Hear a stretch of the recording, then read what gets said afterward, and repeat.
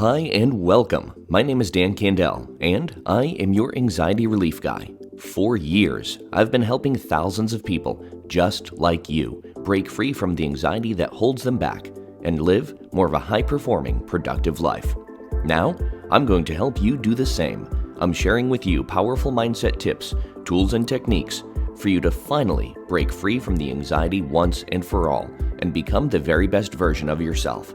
So buckle up. You're in for an amazing ride.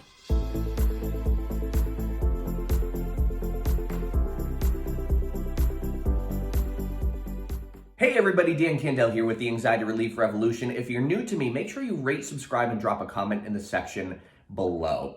I am here with, with a good friend of mine who is also a therapist and also a therapeutic hypnotist, Liz Vadnais. Welcome, Liz. Thank you, Dan. It's so nice to have you. Remember, we are here for all your mental health needs, from hypnosis to therapy. We kind of cover it all. This isn't a marketing video. You always got to put yourself out there because you never know who you're going to be able to help. Right. And you're on the coaching couch. This is a coaching couch. Not a casting one. That one over there is a casting couch. Beautiful. And if you're watching this on YouTube or on Facebook, welcome. If you're listening to this in the podcast version or in audio, make sure you go over to YouTube and check out the video so you can see our wonderful, bright, shiny, beautiful faces as well.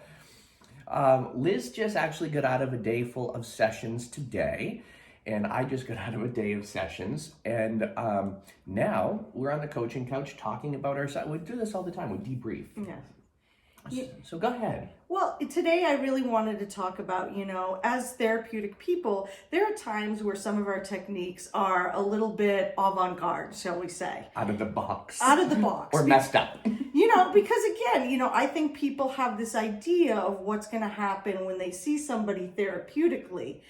And there are times when, no, you get us with our unique personalities, you get us with our unique flair. And there's been some times where I feel like I've done some horrible, messed up things that have resulted in absolutely beautiful therapeutic moments for people. It's like controversial therapy.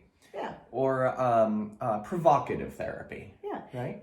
Again, sometimes you have to be the person that is awful to elicit the response from somebody else to go, oh, no, I don't want to do that level, but I'm okay with this level. You get to be the bad person, the bad alter ego that says, let's push your boundaries a little bit. And realistically, what we're really trying to do is get you to this idea of, no, but this is what I'm a little bit more comfortable in. Therapy has a stigma to it, and all mental health awareness and even hypnosis has a stigma. And one of my clients today said, I just wish I could tell my family that I was coming to see you, but this person said, if I did, they would hardcore judge me. And that person comes from a family, a very traditional, conservative family, where the people who went to therapy were people who were broken and mentally ill. But now it's different. Now people go to therapy to improve something. Or, even to have a support team. One of the best things that I love in working with the people I love is to say, I can't tell this to anybody but you. So what that really says to me is I've created a therapeutic enough environment where somebody is willing to open themselves up and discuss the things that they're embarrassed about, that they're, ashamed about, that they don't want anybody else to know, but it's still part of who you are. And all of us have that. All of us have that, I'd like to talk about this, but I don't want to be judged by some people. I don't want it to be used against me someday. These are the people I love. What would they think if they knew this is what I really thought or this is what I really did? So this therapeutic environment offers a person that place to say, you know what, I'm willing to open up every part of me. And you described something to me a long time ago about a therapeutic alliance. And can you describe what that is? Well, I look at it, and what I tell my clients when they come in to see me is like, I'm here for you in whatever capacity you need that to be. If you need to process through your past with me, if you need somebody to cheerlead behind you, if you need somebody just to like bounce your ideas off of and see what somebody else thinks, you know, I'm here for you in whatever capacity, and Dan, you are too, whatever capacity that person needs you to be. Because again, it gives that person, you know, somebody that says, yes, I'm on your team. Right. Yes, I'm not going to judge you. And that one-stop shop allows a person to use that time with you in your alliance to either build themselves up, work on symptoms. You know, it gives them so much freedom and flexibility to say, this is my time just for me. And these are all the ways you support that. And for some people, they don't have somebody that says, I am going to unconditionally support you up to the point where you go to jail. And speaking of jail, yes, you knew this was coming. Yeah, I got it. I love jail. Speaking of jail, yes, Liz came from a very interesting background. Liz came from prison, right? Mm-hmm. Yep, I've been out now for about 2000. I got out in 2013. Yeah, and how she got in there was, you just had a very colorful therapeutic history. So Liz was actually a therapist in, was it a men's prison? In a men's prison, yes. And so you were used to dealing with like murderous, vicious problems. I was used to dealing with a lot of tragedy. Yes. Yes. That is, I think, the best way of putting it is there was very few happy stories that led the person to eventually being with me where I was. So that's really what I really look at it, is there was a lot of sad human stories at the place where I worked. And one of what I used to tell my clients, the hardest part for me in that job was selling to them there's this idea that there is a softer side to life, because I was fortunate enough to know it. And for them who only knew abuse, neglect, violence, rejection, name them all, that out there in the world there are really caring, loving people, and that was a foreign concept to them. And when they opened up to me and talked to me about what their lives were really like, they didn't do that with anybody else. It was very different when you went from working in the prison and then you started working with for an agency, mm-hmm. and then you, in a sense, kind of opened up your own practice with me. Yes. And the people that I send Liz are very different than the people that she used to work with, mm-hmm. because let me just say this: when you go from working with someone who has incestual relationships in their family, or murdered someone, or when you go with someone who, like you said, you work with a lot of tragic stories, mm-hmm. to working with people who are sometimes victims of those tragic stories, mm-hmm. it's very different. Or is it? I look at it as everybody has a collective story. You know, everybody had multiple pieces going to that story. Multiple players are on their theatrical stage of their lives. So in all different ways, these are people who have been through something that has shaped them into the person who is now sitting in front of me in that office. Right. And can you talk about a case where a technique that you used with a client or something? And you were telling me earlier about one with making candles. Okay. I'll tell you the candle one, and then I'll tell you a prison one, because again, we're talking about bad therapeutic techniques that work. One of my clients currently is in this process of making her own candles. Like, she sends me pictures of them. They're hand poured organic candles. That is what she's shooting for. So she's picking out oils. She's picking out the wicks. She's putting crystals in them, herbs in them. I'm like so excited for her, because she's making a beautiful product. I am really happy for her. And the next step in this is the fear. You know, she's just starting, she's filling a little bit of orders, and she's getting really excited about it. So now I get to be the bad alternate ego to her. And I'm like, I want you on QVC. I want you to be big. I want you to be, putting these out there where people are ordering your line. So we're going to practice for QVC.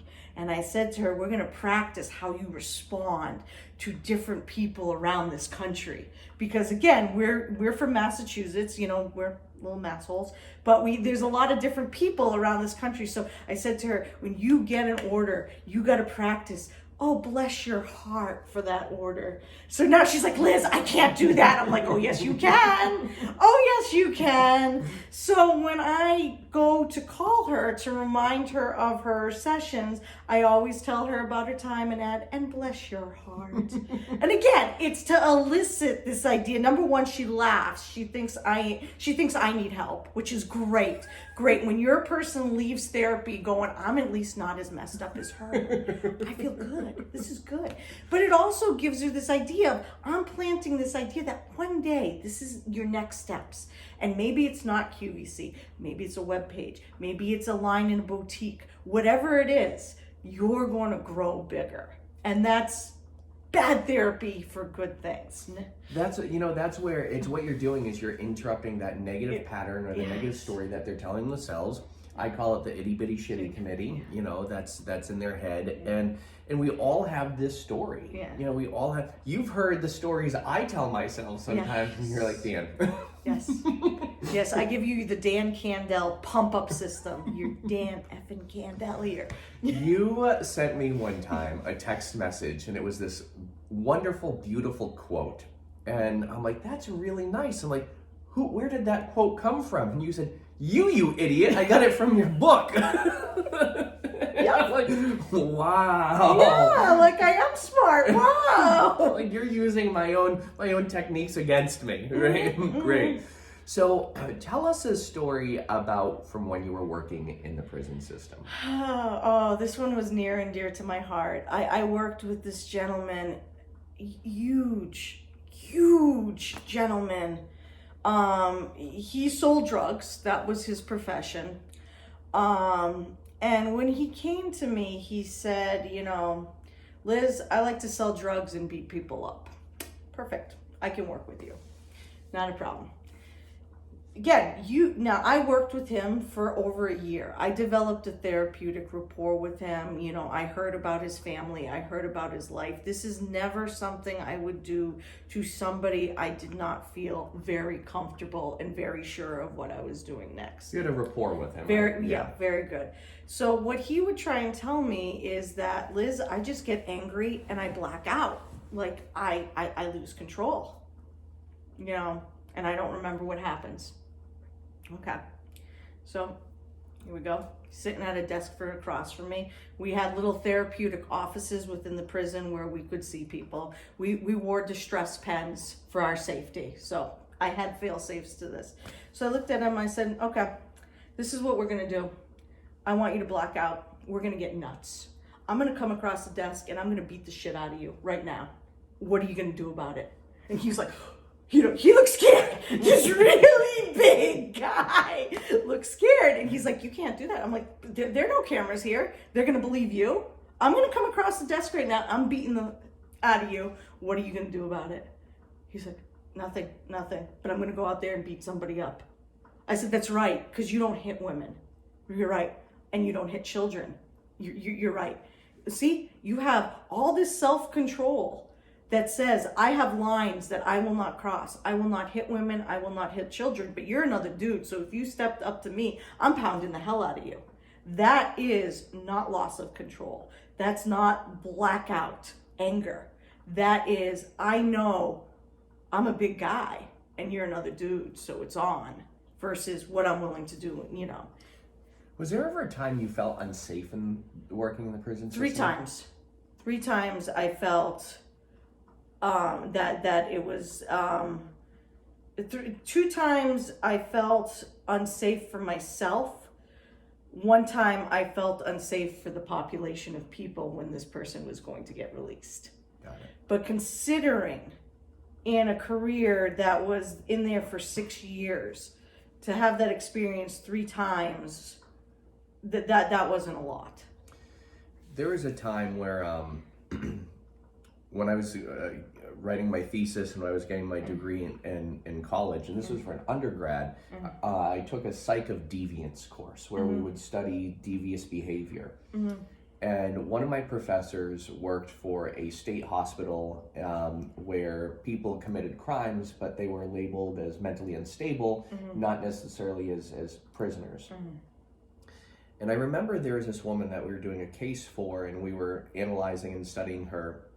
And she put her 5-year-old daughter, they had one of those big box freezers, to punish her because her daughter wet her pants. To punish her, she put her 5-year-old daughter in the box freezer. And the daughter didn't die, but she was in there for a long amount of time. And then this woman's parents came over, and they where's Abby? Well, she's, I'm punishing her. She's in timeout. And they looked all over, well, where in timeout is she? Well, so they opened the freezer. She was in the freezer, and she was still alive, but hypothermic.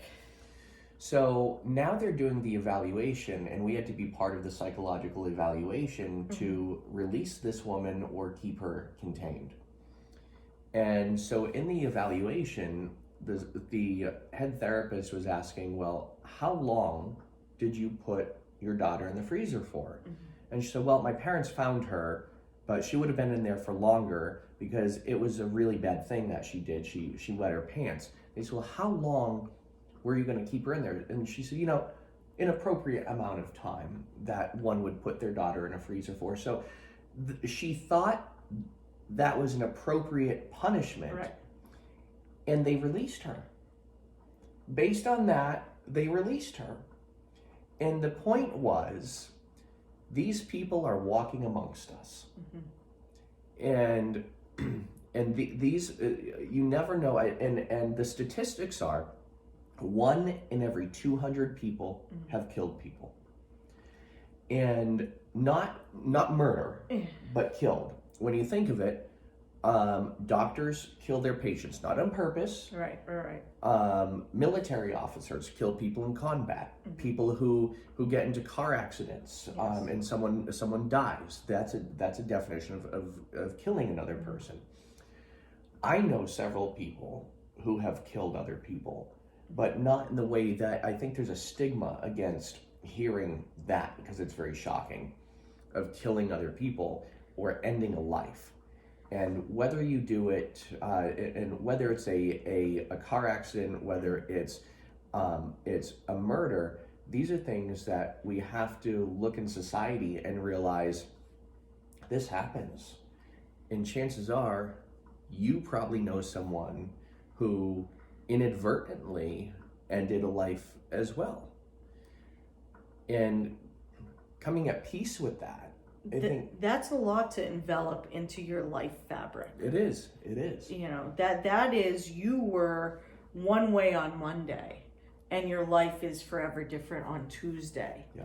And there's a lot of different circumstances, like anything big, like natural disasters, you touched on death. But there are circumstances in our lives where Monday I was one way and Tuesday I am now another way. And how do we envelop those changes into our life fabric when we know who we used to be before that?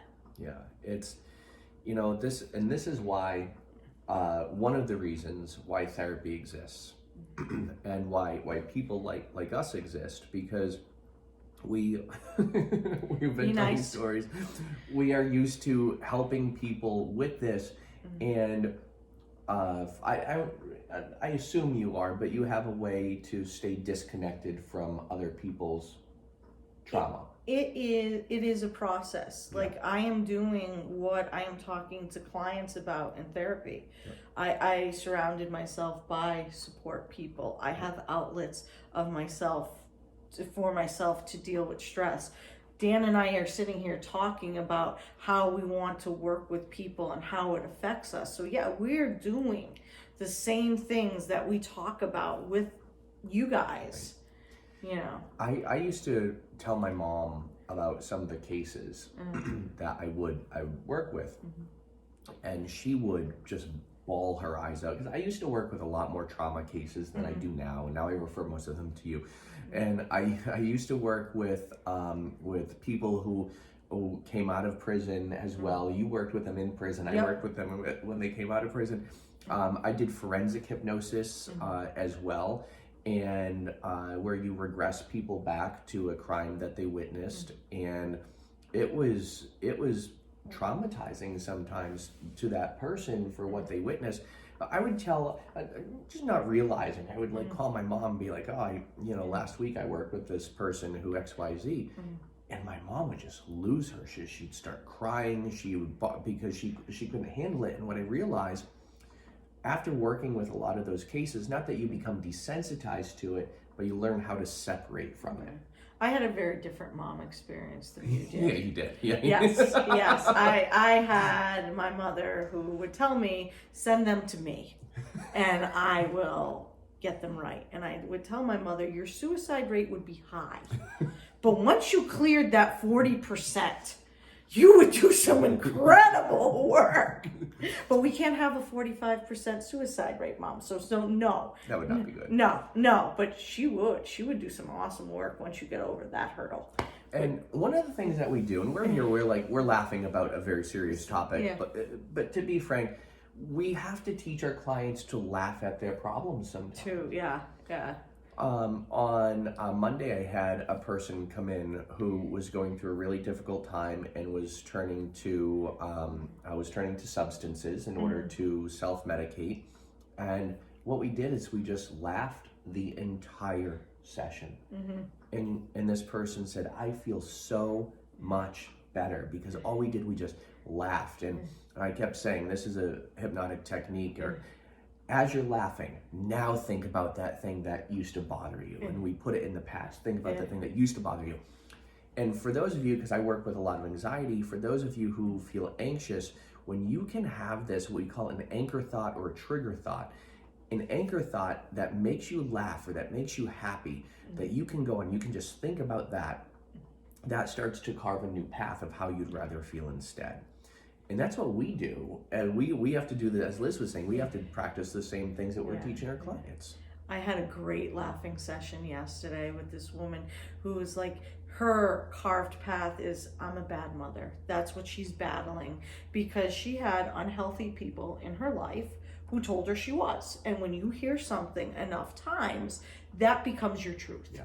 Yep. So now I'm talking to her, and I'm like, she's like, talking about her daughter, and her daughter is now up to straight A's.